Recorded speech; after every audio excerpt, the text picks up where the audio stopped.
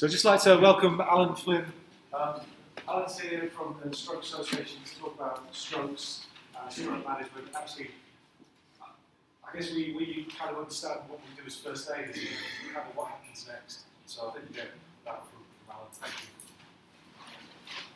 Hello. Oh, good start. Hello. Right, it's audience participation time.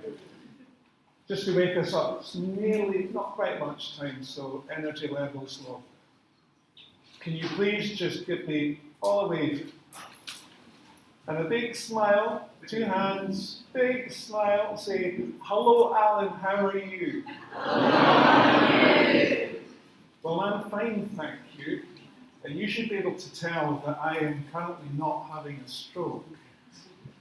And I can tell that all of you are not having a stroke, because what we just did in a light-hearted way was the FAST test. So what I'd like to talk to you about today is a bit about stroke, a bit about the Stroke Association, but mostly about me, because I am a stroke survivor. And what I'd like to talk to you about today is what it feels like to be on the receiving end of that first intervention. Someone said to me this morning, and you know who you are, that men, of course, have difficulty expressing their feelings at times. Well, and you do know who you are, if that's true, then this is going to be a really boring presentation, so I'll try and make it not boring. So as I say, the main thing today is about what it actually feels like being the person getting the treatment, and how FAST fits in with that, how it fitted in with me. There will be slides here about stroke in general and about the Stroke Association in general, and with the time constraints, I'm just going to kind of dance through those. But if there's anything that arises from that you want to talk about more, then my friend and colleague Caitlin and I will be out on the desk out there, and you can come and talk to us in detail. Happy to do that. So my story in the 11th of February 2016, which is etched on my brain, I had a stroke. My journey towards that stroke really started about 2 years before.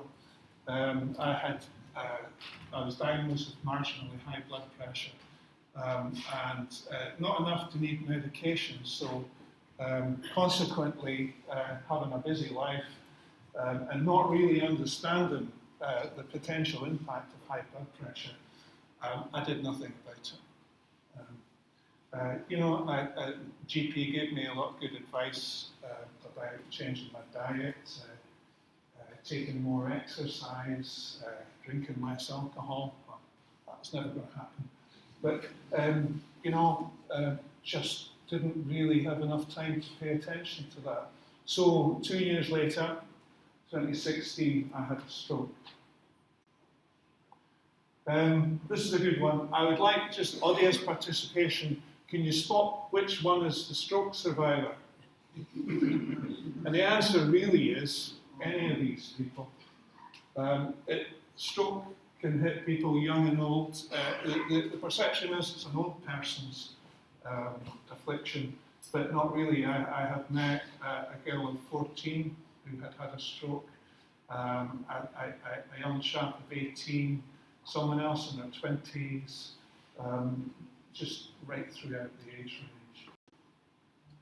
range. One point, I feel like a weather presenter here. 1.2 million stroke survivors in the UK. If you think about that, that's twice the population of Edinburgh. And another really, for me, scary fact, I was told after I had my stroke that 1 in 5 people who have a stroke do not survive the first year. So that means there's another 300,000 that we're not talking about here, because they're the ones that are not survivors. And this chap up here, I actually know him. That's Graham, and his wife Moira. She's another Stroke Association volunteer. She trained with me. Graham had his stroke in his early 40s. He's a triathlete. and he had his stroke when he was doing a bicycle race and fell off his bike. It can happen to anybody. Stroke strikes every 5 minutes in Scotland, so in the time that I've been talking, someone somewhere has had a stroke. I'm happy to say that we know that it's nobody in here, but that's a fact. Third biggest cause of death in Scotland. I think that stat has recently changed. It may be the fourth, but it's still well up there as a big cause of death. And it can have a big impact on people. More than half of stroke survivors actually need assistance walking, and that's just one of the things that you can be left with after a stroke. And for the real tragedy, I think, is that 90% of strokes could be avoidable. A lot of it is about lifestyle, it's about your diet and the amount of exercise you have. A lot of it is about blood pressure and everything that you need to do to deal with blood pressure. So, this is where it might get emotional. But on the day of my stroke, it was an ordinary day, the 11th of February 2016. I was an IT program manager working in the banking industry. I was working from home. Luckily for me, my wife was at home as well. And it was about 1 o'clock. So I got to tell you that timescales for this day are a bit vague for me in my recollection. But so the best I can remember, it was about 1 o'clock and I started feeling a bit fine. Now what actually happened was that I had this thing with my eyes where the world just seemed to shift and go back into place. Now, I'd had that before. And I thought, I'd had migraines in the past as well, and I thought, it's just one of those again, fine, but it wasn't fine, it didn't go away. I do wonder whether these instances that I've had before were actually TIAs, and I just wasn't aware of it. We'll never know. But that didn't go away, and so I thought, I stopped working on my laptop, and I started getting a really bad headache. And then with that came severe nausea. So I stood up and I shouted along to my wife who was in the kitchen and said, Audrey, I'm not feeling that well. I think I should maybe go and see the doctor. We didn't know about fast at that time, my wife and I. She says, all right, okay, well, and obviously she was concerned, let's get you in the car. And then this has just happened in a matter of minutes. I said, do you know what? I'm too ill to go to the doctors. I think I maybe need to go and lie down. So she said, right, let's get you along to the bedroom. And as we went along, my right hand started tingling. And I said to her, do you know, it feels like I'm having a stroke. And she looked at me and she says, don't be daft. We've been married 40 years this year. She said that quite often. So she said, I'm going to phone the doctor and see what we need to do here. And as I lay down on the bed, waiting on her coming back, I just remember I'm lying with my hands here, and it's just shaking, and then it starts to move up my body like that. For some reason, I push it back down, and then it starts moving up, and I'm pushing it back down. It won't stay. And I'm getting a tingle in my left side. After a few hours, I ended up having a palsy on the left-hand side of my face. You know how if you go like that, blow your cheeks out for weeks and weeks, I could not do that afterwards. So she came back and she said, doctor's surgery said, just phone an ambulance. And that's the right answer. Alan, Yes. could you just move back to the, I think someone said the sounds are a bit funny. Is it? Right. I can hear myself fine, but yeah. Is that better? There's a wee clicker, I'm not sure. That makes for obvious things, but that's not helpful. There's a wee short somewhere. Excuse me.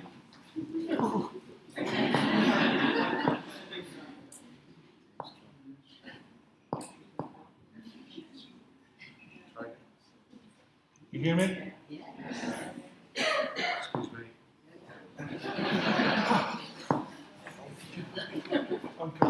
next year.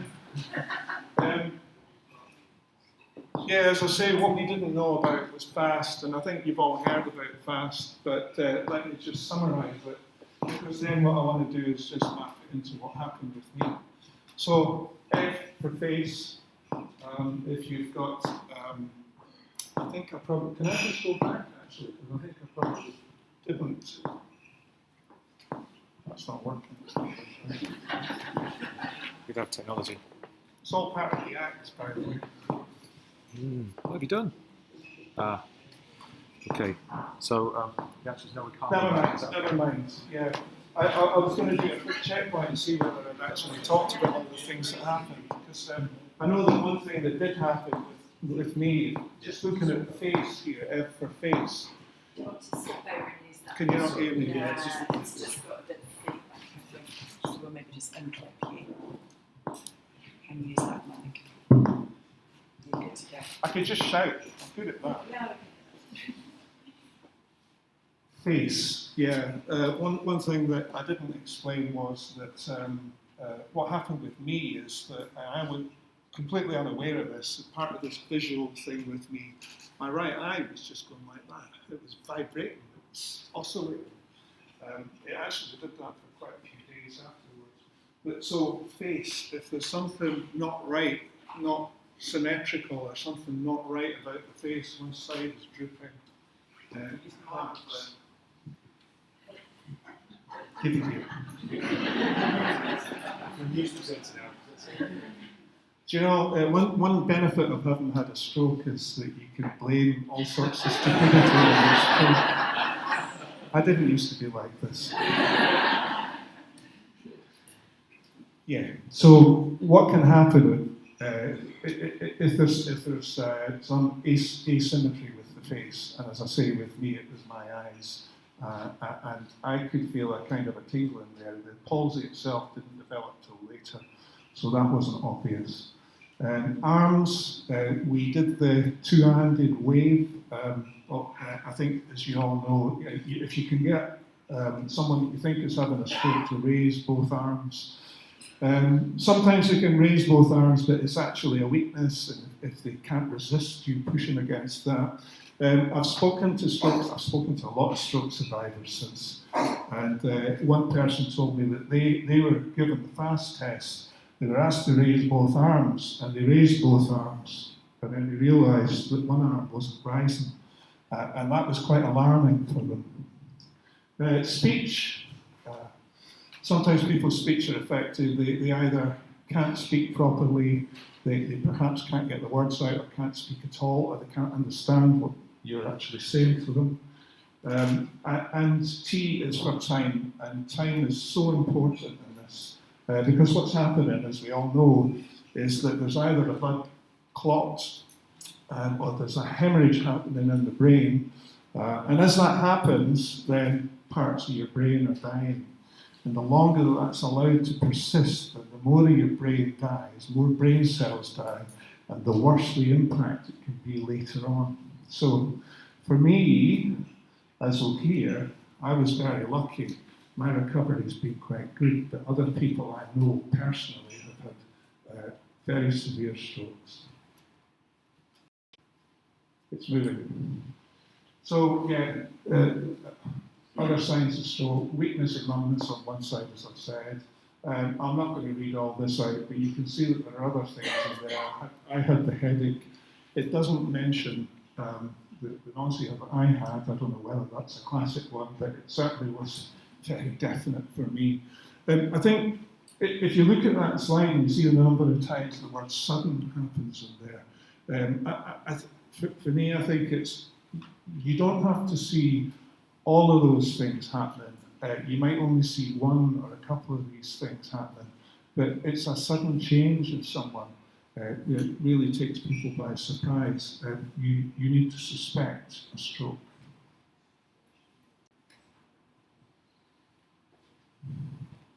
I've always been told that I shouldn't try and teach my granny to suck eggs, and I know that you guys probably know as much or more about FAST as I do. To be honest, neither of my grannies ever sucked eggs, so I don't know what that means. But then, as I say, further note to self, actually I think this thing's so important because I think it was the speed of response for me, in my case, that allowed me to make such a good recovery. And who knows, if we'd ignored what was going on through lack of understanding or delay, then I might be worse standing here today. So what actually happened? My heroes in green, I really mean this actually, the Scottish Ambulance Service, any of the ambulance services, I've had personal experience and family experience of the ambulance service, and I really believe that anybody who puts that green uniform on is a hero. To get these people turning up when you're feeling in distress and out of control is just amazing. Did I pass the FAST test? Well, you can judge for yourself, though I've told you pretty much what happened to me. I guess you've got to ask yourself, would you have called an ambulance? I think the answer has to be yes. If you think it looks like a stroke, you should assume it's a stroke and make that call, because time is of the essence. The ambulance crew had a look at me, and I think they also had a look at my wife, who was extremely distressed. And they said to me, yeah, you're probably having a mega migraine or something, but I think we'll just put you in the ambulance and take you to hospital. And that was the right thing to do. How did I feel? Oh, here goes, see if I get this right. Afterwards, personally, it says there I feel very lucky. It's 3 years and I still feel lucky. I feel lucky every day. I was only 5 days in hospital. When I was in hospital, I met fellow patients who were in a much worse state than me, for one reason or another. I made a good recovery. I wasn't able to walk for the first couple of days because part of how it affected me was my balance, my eyesight. Actually, it's interesting, those stairs outside, when you come up those stairs, they're terrible for me because they've got gaps between the stairs. And this morning when I was coming in, I fell up the stairs. That's just one of these little things. Nobody would really notice that, but something that you just live with. So my balance, my sight, if I look to the right, I don't get binocular vision. So when I'm driving and coming to a junction, I close my right eye so I can actually see what's coming. I do get fatigue, and that's different from getting old, but you just get overcome by fatigue and you need to take a rest, and so it's a classic thing. And when I'm feeling tired or when I'm not very well, I can just feel that tingling in my face coming back. You can feel the pausing. Luckily, the actual weakness is gone, but you just feel the tingling. But I do have a positive outlook, and my personal motto is live every day. By that, I mean value every day that comes your way, because you realise that you don't know how many you've got left. So these are more of the general slides that I'm going to dance through. The general effects of stroke, there are lots of different things that can happen. The thing about stroke is it depends on where it hits your brain, where you get the hemorrhage or where you get the clot. So the thing that I've learned from speaking to lots of stroke survivors is that everybody's stroke is different. Lots of similarities, obviously, but it's all different. I'm not going to go through all of these. There's even more than that you could talk about, but I could probably talk for half an hour on this alone, but I won't. And as I've kind of mentioned in passing, it's not just the person who has the stroke, but it affects people around them as well.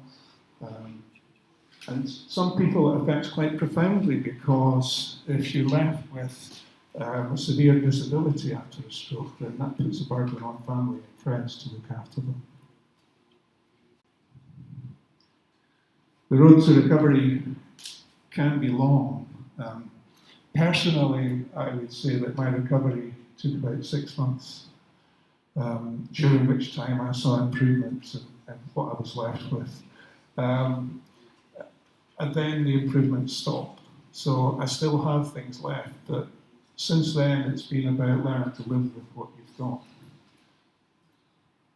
For some people it could be much harder, and some people will never make a good recovery. So I love this photograph, by the way. I don't know who this person is, but every time I look at that photograph I smile. This lady is doing one of our resolution runs. Every year we do resolution runs right across the country to raise awareness of stroke and to raise funds. So that's what she's been doing. We've come so far, there's a lot of improvements. More people are surviving strokes. The Stroke Association has put money into research for that. The FAST campaign, which is we've just been talking about, has made improvements to the number of people who are actually arriving in hospital in time to get good treatment. So that's all positive. There's still more to do. Although more people are making a better recovery from stroke, more people are having strokes, and we need to do something about that. Stroke research, massively underfunded. This is not I'm not asking for funds here, by the way, this is just information. Cancer research gets about 5 times the funding that stroke research does. Dementia research, I think, double the funding. And these are, great things to fund, but stroke is somewhat lagging behind. And the care that people get after their stroke can be a bit of a postcode lottery, to be honest. It depends on where you live, whether you get the real support that you need. So still a lot to do there. That's our little advert for the Stroke Association and the good things that the charity does. This is something that I really want to pause on. You should all have something in your packs, which is the link. It's a little leaflet that contains the link to my stroke guide. It's a really good resource. We talked to some people out there this morning about this. It's got information, it's got videos, it's got all sorts of stuff about stroke for carers, for people like yourself, for stroke survivors. There are forums in there where people can exchange information with people who are in similar situations. You could sign up for free. It's worth looking at. We've got a telephone helpline. Again, you'll get details out there. You may have that in your pack, I'm not sure. If you know someone who's had a stroke or is a carer and feels that they could do with someone to talk to who's been in that position, then we have a telephone befriending circles, and Caitlin, who is on the table out there with me during the breaks, is a world expert on that. And we have various stroke groups, clubs, cafes, etc. across the country. In Scotland, it's not complete coverage, but we're working on that.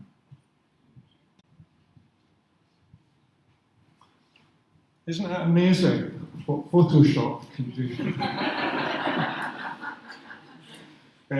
That's the end of my talk. I really hope that's given you a bit of an insight into what it feels like to be at the receiving end of first aid or ambulance service. Because I had my stroke and because I got that rapid treatment, I think that could have been the end of the story. 1 in 5 people. It could have been the end of my story, but it wasn't. Instead, it started something new for me. And I'll constantly feel a debt of gratitude to the people who helped me during that day and thereafter. And that could, for many people, include the support of a first aider right in that important time. So it's a really important message. And I just have a huge debt of gratitude to these people, which is why nowadays I volunteer to try and give something back. So thank you.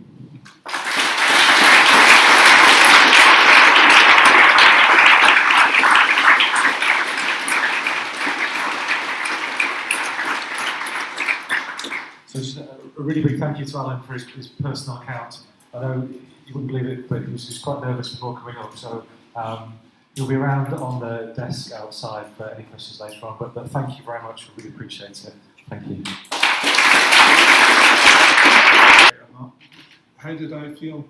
I was an IT program manager, and I was used to dealing with crisis situations. Well, not a lot of my programs ever went wrong, you understand, but when they arose, you develop a method of just calming things down and dealing with the situation in a logical way. And to some extent, I did do that, but I was afraid. I was probably more afraid for my wife because I could see how distressed she was. You just feel, I was thinking about this when I was waiting to come on, and you just feel as if you're an intellect inside an alien body where things are happening to your body that you can't control. And you're compos mentis, and you're trying to work out what's going on here. You just want somebody to stop this happening and get control again. And as I say, what I needed was that calm professional guidance. And the ambulance crew, everybody, it was St John's Hospital. I was in St John's within about 10 minutes. I reckon I got my first treatment within an hour of my stroke. Again, as I say, timescales are a bit vague, but I just have to say that everybody that looked after me was superb.